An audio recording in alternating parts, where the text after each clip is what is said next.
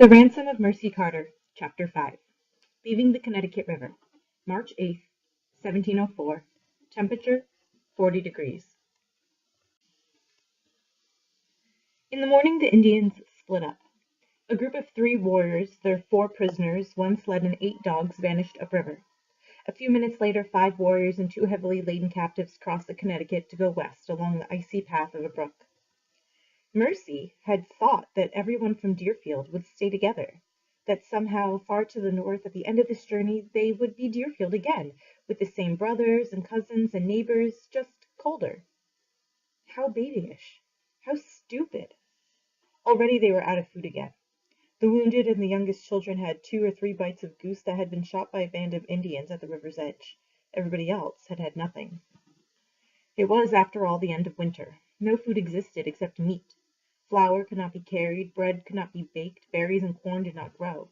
It'd be easier to hunt meat when small parties were scattered over the different territories. Mercy herself was so hungry she was faint.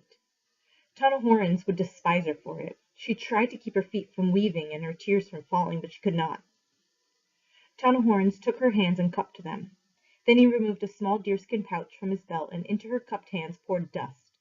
He licked his empty palm and lifted his chin at her to indicate that she was to do the same. Hesitantly, Mercy licked the dust. It was parched corn, ground almost to the point of flour. It had a salty, burned taste. It surprised her and she shuddered, but immediately she wanted more and took a second lick. It was good. It was even filling. She glanced at the sky. The temperatures were dropping. It would snow tonight. 300 people would have gone a dozen different routes, and by dawn their tracks would be eaten by the snow, dusted by the wind. By the time Mercy had sorted this out, her 3 brothers were gone. She panicked. "Sam!" she screamed. "John! Benny!" She ran from group to group, darting behind sleds, racing among the dogs, circling the fires. "Sam! John!" Please stop here and answer question 1. What was the matter with her? How could she have stayed separate from them? Why had she not kicked Horns in the shin as Ruth would have, and marched with her brothers no matter what he said? Ruth was right. He was nothing but an Indian. "Oh, Father," she thought. "Oh, Mother, I let you down again. I didn't protect Tommy. I didn't save Mara or stepmama or the baby, and now the boys are gone." On her second screaming circle of the camp, Horns caught her. "Boys, go," he said. "But are they all right? I didn't even say goodbye. You never let me talk to them at all. I don't even know their masters' names." A new and even more horrifying thought struck Mercy. It tore the wind from her lungs and her voice broke. "Will my brothers and I go to the same place? Will I see them again?" Poor Father. Come home to find his entire family ripped away in a night. Father would comfort himself that Mercy was taking care of the boys, and he would be wrong. Please stop here and answer question 2. Horns had fewer English words than Mercy had Mohawk. He could not understand this outpouring. He steered her back to his possessions. "Roquette," he said. Mercy jumped in front of him, blocking his path. He was hung with weapons in preparation for departure: knives, tomahawk, hatchet, guns, 2 bows, quiver of arrows, but something new was hanging from Horns' chest that gave her pause. A Catholic cross. Although in her whole life Mercy had seen only 1 spoon and a belt buckle made of silver, she knew this cross to be silver. She wrenched her eyes from its beauty. It would be a sin to find a cross beautiful. Religion must be heart and soul, not scraps of metal. Horns pushed her along in front of him. "Roquette," he said irritably. "Roquette?" she begged. "Is that your town? Is that Sam's master's name? Are the boys together? Is Sam going to be able to watch out for John and Benny?" This time, ragged trousers and a torn, stained coat blocked Horns' way. The Indian looked harshly at the Englishman in front of him, and Mercy wished she had learned words like "please," but Horns walked on and left them together. "Oh, Uncle Nathaniel," she said, and they wrapped their arms around each other. He held her tightly. He had to clear his throat several times to find his voice. "Your brothers are not together," he said, "but they seemed all right. They were not afraid.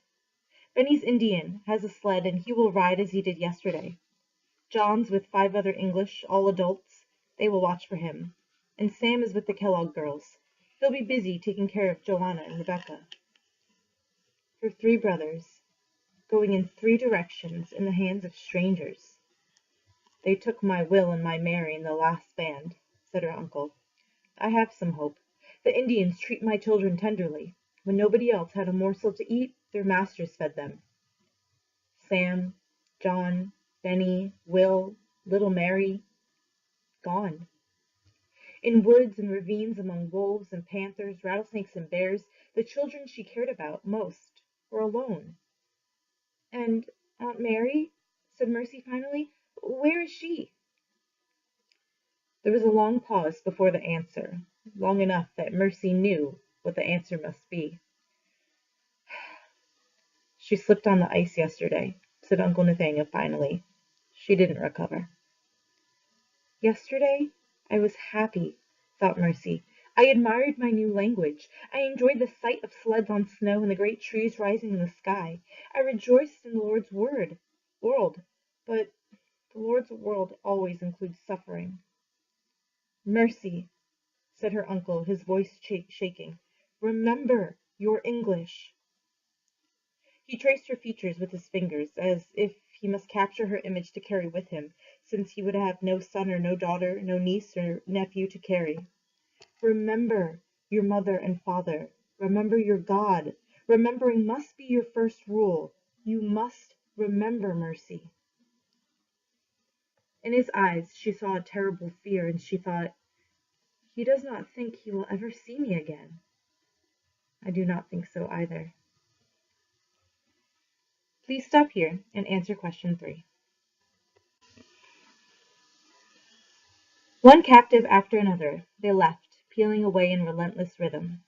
Sally Burt waved jauntily as if she were still slim and agile, not soon to give birth.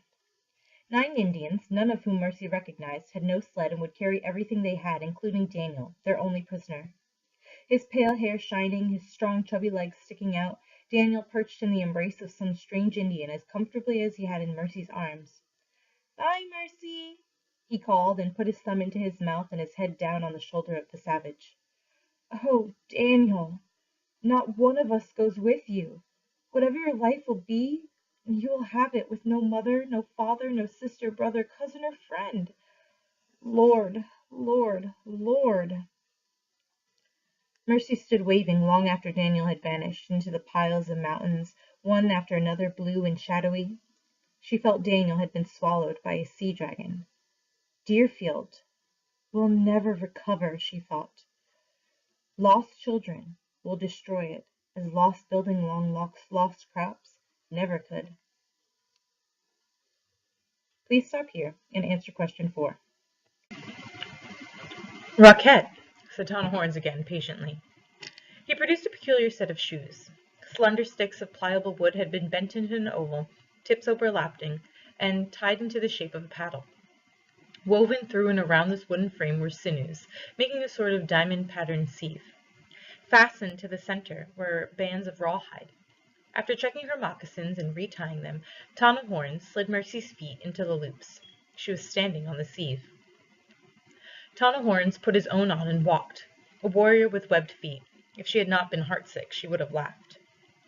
It took her a while to figure out how to lift her feet with such large contraptions stuck to them, but they were wondrous. Her feet no longer collapsed through the soft snow, but stayed on top, leaving the most extraordinary prints behind her. 100 lacy diamonds where each foot had come down. Some windows in Deerfield had had diamond-paned glass.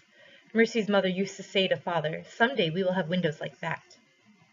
Mercy put memory in the hands of the Lord and joined Eben, who was practicing on his roquettes. Ruth got none, probably because she would throw them away. Why waste them on her? A trail wove through evergreens. A dozen yards ahead of her, Tana Horns moved gracefully over the folds of white. Although snow covered the floor of the world, making the wilderness appear trackless, the Indian seemed to be following a path he knew. As soon as the starry patterns of the snowshoes pressed down, the path was obvious and reasonable, and Mercy thought that if it had been summer, she too might have seen a path through the trees. As it was, she only saw the bright shaft of Tana Horns' blue coat in front of her. Twice the snow diamonds split up. Up ahead, where she could not see it happening, their band was dividing and becoming smaller. It had begun to snow again when the sled tracks turned west and Mercy's group went north. Now Mercy was given a burden pack with a forehead strap because they had no sled with them. Her band would carry everything. The country had become brutal. Slabs of granite rose in awesome cliffs of striped and craggy rocks. At the bottom of ravines were vast rock piles where whole sides of mountains had fallen off. Spruce and hemlock grew so tightly together that there were a wall of black. There were no colors in this wilderness. Snow poured out of the sky like milk from a pitcher. What if she got lost in this terrible place? The snow would fill in behind her, and even an Indian would never find a missing child here. The raquettes became painful. The backs of her legs cramped up, and she had to stop and massage the kinks out. She took off her raquettes and slogged on in moccasins. "Look!" called Joseph Kellogg. Directly above, a dead pine rose like a spire. On its very tip sat an eagle, looking down with a majestic scorn of predators. "Sawangan," the Indians told them. Mercy repeated the new word to herself. Sawangan, eagle. The eagle took off with a muscular thrust, and the single feather swirled down, turning like a winged seed of a maple. Joseph flung away his pack, jumped over fallen branches, and leaped upon a rock, reaching and stretching. The feather fell into his hands. The Indians were joyful, as if the eagle had intentionally sent its feather to the English boy. "Sawangan," said Joseph's Indian, tapping Joseph's chest. Joseph, too, had a name now, Sawangan. "Tell me your name," said Joseph. "Aaron Hoy Wosen." It means great sky, Mercy thought. The sky above truly was great, infinite snow falling over infinite wilderness, but the greatness of the Lord seemed diminished. At last they rested.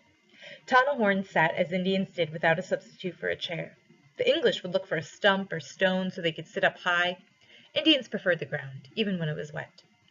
He stroked his silver cross as if comforted by its shape, although Mercy could not imagine Tonahorns ever in need of comfort, and then he rested the cross against his lips. She found herself wishing she possessed something that spoke of God, that she could always have with her, especially when God seemed to vanish as easily as small brothers in hope. She sighed, and then in shock saw for the first time just how tiny their band was. 5 Indians, 6 captives, Eben Nims, Sarah Hoyt, Joseph Kellogg, Ruth Catlin, and Eliza, the widow of Andrew. The Lord was truly against her. "Why do I have to be with Ruth?" thought Mercy. "She'll throw things, and she won't do her share. And Eliza, she's still blind with grief over Andrew. You have to lead her.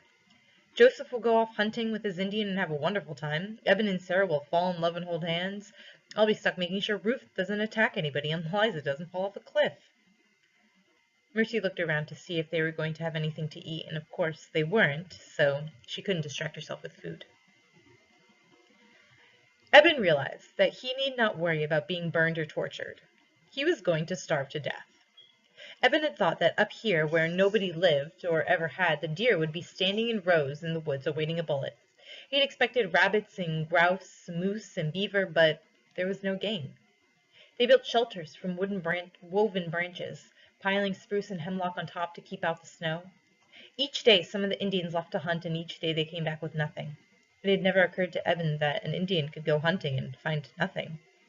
He was not sure how far they still had to go to reach Canada. He had seen a map once that showed the Connecticut River, how it split the colony of Connecticut in half, then cut up through Massachusetts, headed north through unknown lands, and bumped into Canada. The northern part of the map was guesswork. Eben needed a French map, which would show the city of Montreal, where the French kept their government, and the St. Lawrence River, down which fortunes and fur were shipped. He could not ask his master. An Indian kept his map in his head. Please stop here and answer question 5. The only good thing about this rough land was firewood. No human had ever gathered a fallen branch here, so they could stay warm, but they had nothing to cook over the flames. It seemed to Eben the Indians ought to worry more about this than they did. They spent every daylight hour looking for game, found nothing, and did not mention it.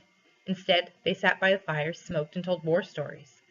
It was the captives who discussed food, describing meals they had a month ago or hoped to have in the future. They discussed pancakes, maple syrup, and butter, stew, and biscuits, and apple pie.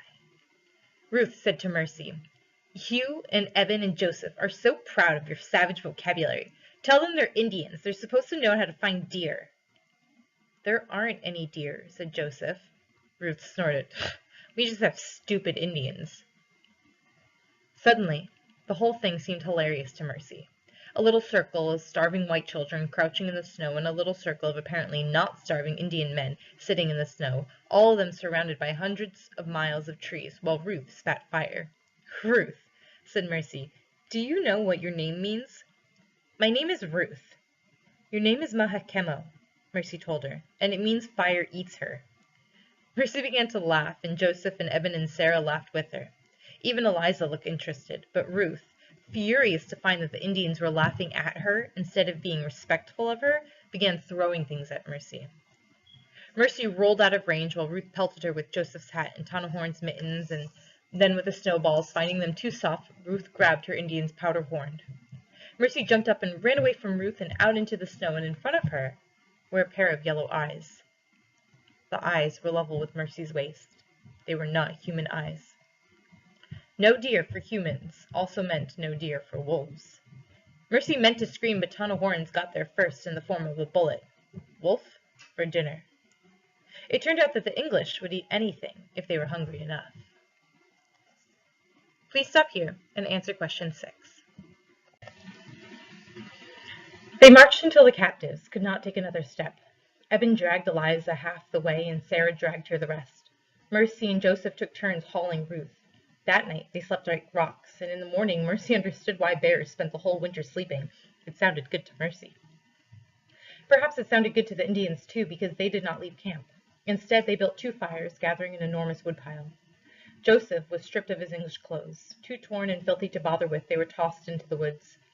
He was given a long deerskin shirt and leggings that hung from thigh to ankle, held up by cords strung to a belt.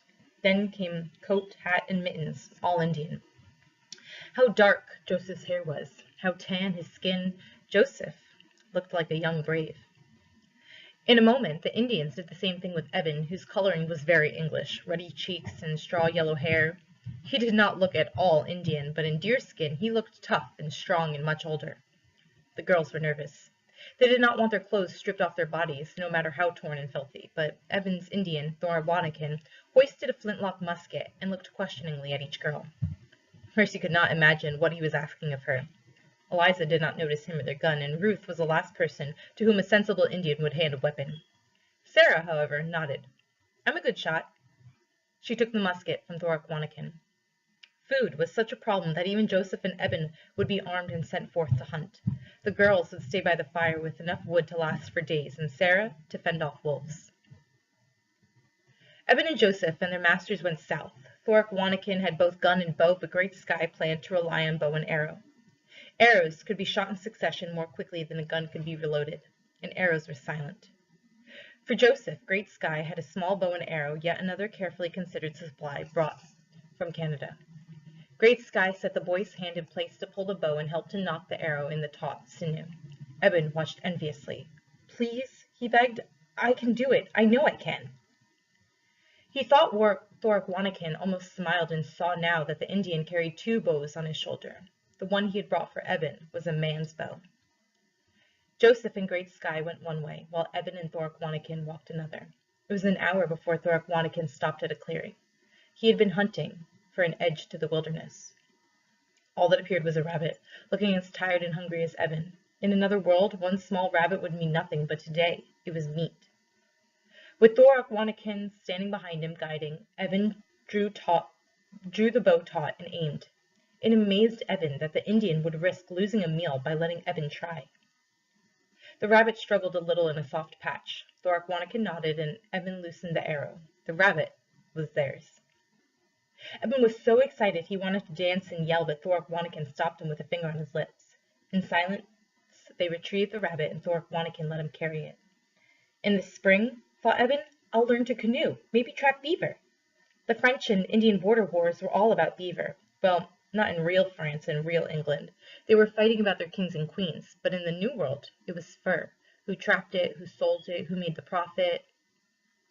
France wanted to own every river and every beaver skin the Indians brought down the river, and they killed Englishmen who got close or greedy. Destroying Deerfield probably had more to do with fur than with children or ransom. Now, if Eben had been out there with Englishmen, well, he never would have been.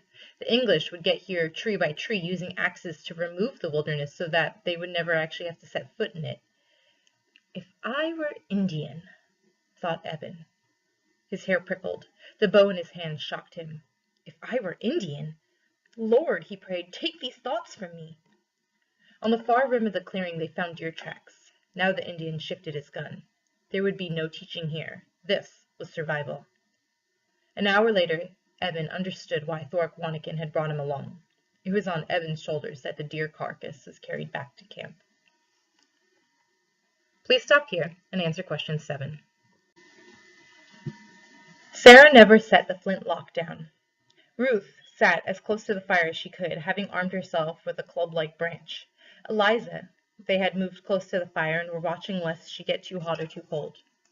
Mercy had not let herself think about Deerfield, but today she could not escape her thoughts. The image of her father alone in the empty house tortured her. He would wonder now about the value of molasses and tobacco that had seemed so important to him when he left. He would have found Tommy's body and stepmama's and the baby's.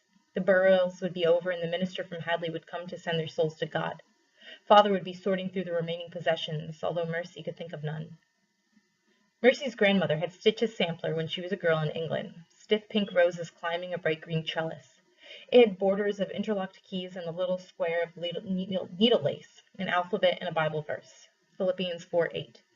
It had been stretched on a frame of wood, and how Mercy's mother had cherished that sampler. It spoke of elegance and the old world and the luxury of time. That sampler made it possible for Mother to believe that one day, yes, she would have windows with diamond panes. Mercy knew Tonahorns did not have the sampler, but other Indians had also been in the house and done their share of ransacking. She prayed the sampler was there for Father, because pinned to the back were locks of hair Mother had cut from her child's heads. 5 locks. Sam, Mercy, John, Benny, and Tommy. Mother had died before Mara's little head grew any hair. Half the day passed before Sarah spoke. It's my father's gun, you know, she said. She moved her thumb off the long shaft so Mercy could see the carved initials, D.H., for David Hoyt. Mr. Hoyt had been one of the stunned adult captives, wounded, heartsick, and stumbling. It was difficult to believe Mr. Hoyt would survive if his journey was like the one Mercy and Sarah were enduring. Are you scared of wolves? Asked Ruth. No. The men will be back by nightfall. I'm just glad to have my father's possession in my hands. I think I will never see him again, but now in some way I have his power and I hope his blessing. They sat in the silence of the grim woods. The sun went down fast and fiery, the fir trees jagged and black against the vanishing glow. If Sarah would never see her father again, neither would Mercy see her father, or brothers, or neighbors. They were separated like ice floes on the river, some tumbling downstream, some caught on the rocks, while Mercy had to walk north. There was no such thing as home now. They lost count of days. Sarah said it was 30, Eben said it was 31, while Ruth said it was 100, maybe 1,000. They walked now up a long, slender lake. It was the end of March, or the beginning of April, the time of year when ice changed its mind whether to be ice or water. They were afraid of falling through. At least the Indians were walking fast. It gladdens me to think that Mohawk might tumble through the ice, said Ruth. I've been praying. If the Lord is going to answer my prayer, surely he'll answer that. He'll send some Mohawk to a freezing death, his lungs filled with slush, the ice sealing over as he tries to claw. Ruth, said Eben, be quiet. Ruth stormed away. She hated the Indians and prayed constantly not to hate her fellow captives as well. They were becoming Indian lovers. Only the stupefied Eliza had avoided it, and that was because she loved Indians so much she had married one. Ruth could not stand the sight of her own Indian, whose Mohawk name Mercy had said meant Otter. Ruth could not bear to think that Otter owned her, but the other captives easily referred to their Indians as their masters. Every time Ruth had to step into the woods and be private for a few minutes, she walked farther than she needed to and stayed longer. Now she stomped off the lake and into the hated forest. If only she dared escape. The closer they got to Canada, the more desperate Ruth felt. She could not be a slave. She could not be an Indian. She could not. Her feet reached the edge of a crag she had not seen and did not expect. In the moment of pitching over the cliff, Ruth abandoned hate and thought only of life. She scrabbled frantically. She was just flesh that wanted to go on breathing and instead would be smashed bones on rocks below. "No!" she cried. "Please, Lord!" The hand that closed around her and kept her from going over was the hand of the Indian who had slain her father. For a moment they stood balanced on the icy rim until Ruth let her anger come back. "You murderer," she said, spitting on Otter. "I should have let myself fall before I let you catch me." She jerked free and shoved him away. He fell soundlessly over the precipice.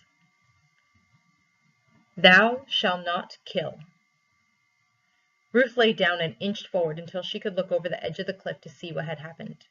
The force of Otter's fall had brought snow and rock down upon him. One hand stuck out in part of his face. "But I say unto you which hear, love your enemies, do good to them which hate you, and unto him that smiteth thee on the cheek, offer also the other." What could Jesus have been thinking when he said that? This enemy was the murderer and slaughterer of innocent women and children. Ruth was not going to love him. She would never do anything good unto him, and certainly she was not going to offer him yet another chance to strike her in the face.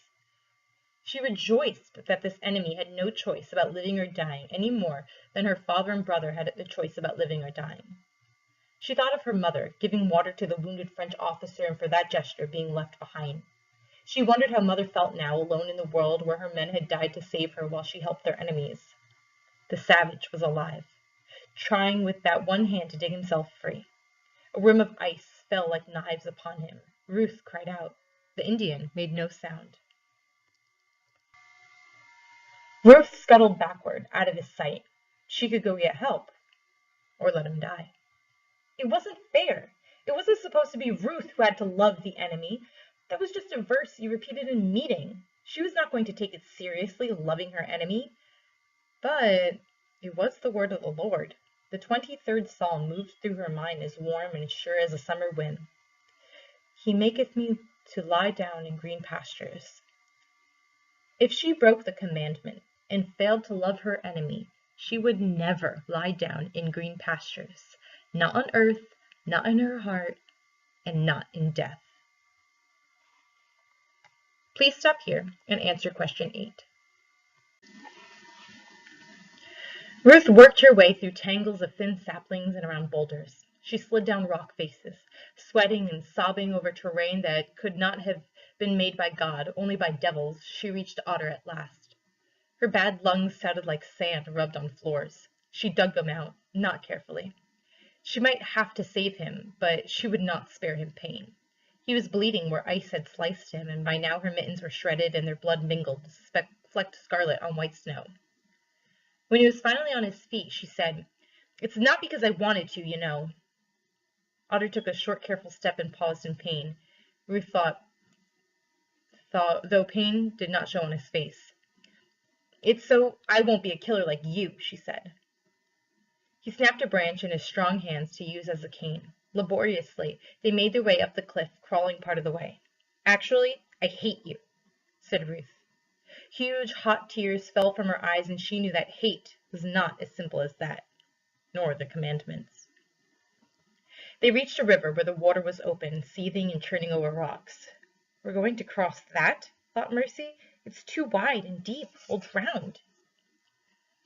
Horns took off his tobacco necklace. He loved to smoke, as did all the warriors. Since they smoked only when they had time and felt safe, the prisoners also loved it when the men smoked. It meant everybody had time and was safe. Horns poured tobacco into his palm. He lifted it toward the sky, calling as the loon called, his voice shivering through the wilderness. Then he faced the river and held it, it seemed to Mercy, as conversation with the river. Finally, over the sharp rocks and ripping current, Horns threw all his tobacco. Every Indian did the same. The captives stared.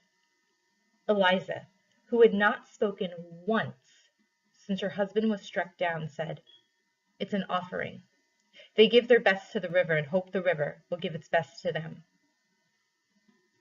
They walked upstream, fighting thickets and snarling brooks. When the Indians stopped to kick at the great melting drift, Mercy was too tired to even wonder. Snow covered a dugout canoe. 40 or 50 feet long, it had been made of one great pine, the center core burned out and chiseled clean. They would paddle the rest of the way. Mercy lay on fur at the bottom of the dugout, with sounds of water above her head, for she was lower than the surface of the river. Not having to carry her own body was joy. The loons called back for hours, wailing a long, wandering cry like a bell that would not stop ringing or a sob that would not stop weeping. Tom Horn said to Mercy, "It is the speech of the North." And Mercy understood. That wild, terrifying, beautiful cry was the sound of where she was going. Please stop here and answer question 9.